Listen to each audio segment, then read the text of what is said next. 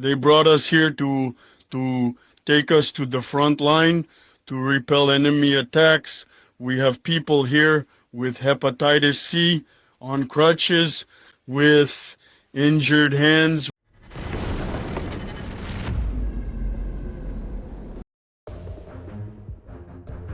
Soldiers of the 25th Syechoslav Separate Airborne Brigade have taken control of the village of Kotlyne, located 10 kilometers from Pokrovsk.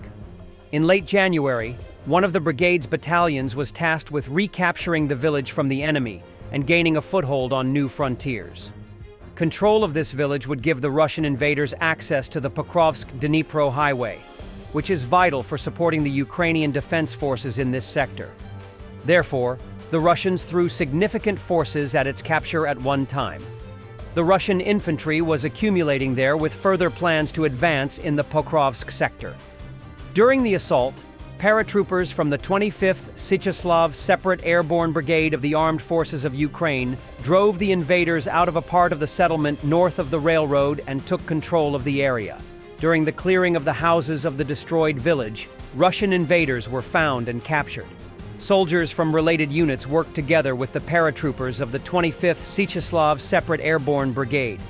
Militarny previously reported that soldiers of the 425th Skala Separate Assault Regiment cleared the enemy's trench system near the village of Kotlyne in the Pokrovsk sector. A few days later, in February, the regiment's press service reported that soldiers of the 425th Skala Separate Assault Regiment destroyed an enemy assault group in Kotlyne near Pokrovsk while trying to counterattack Ukrainian positions. Later, a video was published showing soldiers of the 425th Skala Separate Assault Regiment driving the invaders out of a part of the village south of the railroad. The clearing was carried out using military equipment, including tanks and drones, which made it possible to effectively drive the enemy out of buildings and ensure the advance of infantry. The fighting took place day and night, with military equipment entering the village and shelling enemy positions. Russians were hiding in every house. After clearing the area, the Ukrainian military fought off an attempt by the invaders to re-enter Kotlyne.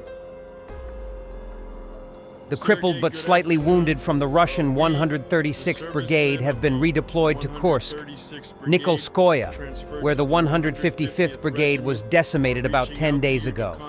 Are there still a few Norks? Sergey, good afternoon. We, the servicemen of the 136th Brigade, transferred to the 150th Regiment, are reaching out to you to contact Belousov and the Ministry of Defense regarding the fact that they brought us here to take us to the front line to repel enemy attacks.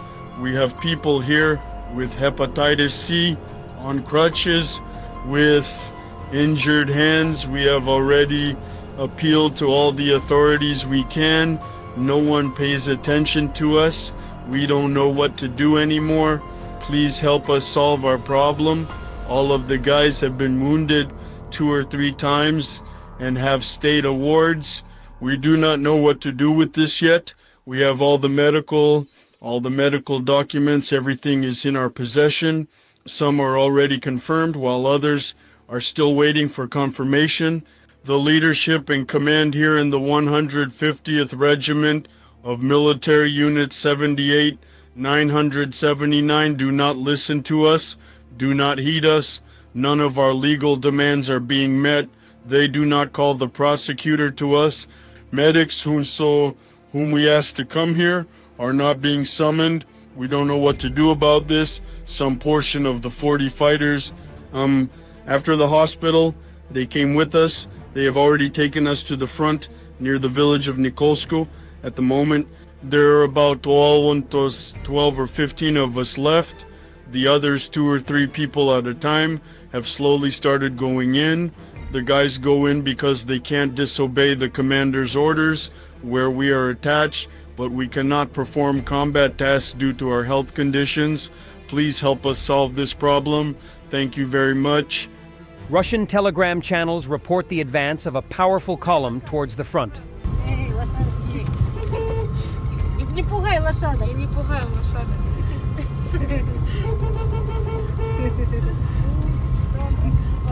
Russian invaders have started using new unknown kamikaze drones against Ukraine. The National Police of Ukraine reported on this and published photos of the wreckage. Over the past week alone, the city of Sumy has been attacked 5 times by these drones with powerful warheads. It is noted that the Russians are attacking civilians on the streets of the Ukrainian city. As a result, 1 person died and 3 others were injured. The explosions damaged cars and residential buildings. The police said that the drone is an airplane-type drone painted gray, has 2 wings arranged in a stacked fashion, and an electric motor with a pushing screw in the tail. It is equipped with a warhead weighing almost 3 kilograms in the nose. Due to its small size and low-noise electric motor, the drone is difficult to spot from a distance. Military radio technology expert Serhiy Flesh posted additional photos of the remains of this unknown Russian drone and its warhead on Telegram with inscriptions in Russian. The photo captures that the drone has 2 vertical keels in its tail. According to Serhiy Flesh, the electronics of this UAV are mass-produced in Russia. This may indicate mass production. The UAV is equipped with a 22.2-volt battery with a capacity of 34,000 milliamp hours. This battery is similar in capacity to the Zala UAV battery and can fly a 3-kilogram UAV with a charge of 40 to 60 kilometers, Flesh wrote. After the photo was released to the public, observers speculated that it could be an Iranian Mirage 521 kamikaze drone that can carry a warhead weighing 0.5 to 1 kilogram. It is an almost exact copy of the small American Switchblade 300 loitering munition. However, a visual comparison of sizes and designs does not confirm this assumption. The Russian drone is at least twice as large and carries a much larger warhead. For example, the Switchblade 300 warhead has an explosive charge equivalent to only a 40-millimeter grenade. The center of Kostiantynivka after a Russian air bomb strike. At least 5 people are confirmed dead and 8 wounded in the city and surrounding areas. Прильот безпосередньо. ФАБ 250, попередній авіаудар по місту Костянтинівки. Центр міста.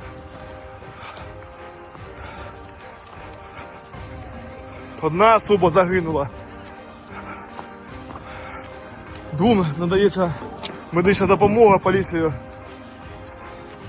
Zelensky showed Ukrainian defense industry products to partner nations' leaders, highlighting drones, UAVs, robotic platforms, electronic warfare systems, communication tools, and more used by the armed forces on the front lines. These innovations are actively protecting Ukraine. Thanks for watching, and don't forget to subscribe. Also, if you want to support Warthog Defense, please become our member and get early access to new videos, exclusive members-only videos, and become administrator in comment section. The membership link is in the description. Rescues every day. We had a guy last week at 6 rescues in 6 days. You know, he's doing the job every day.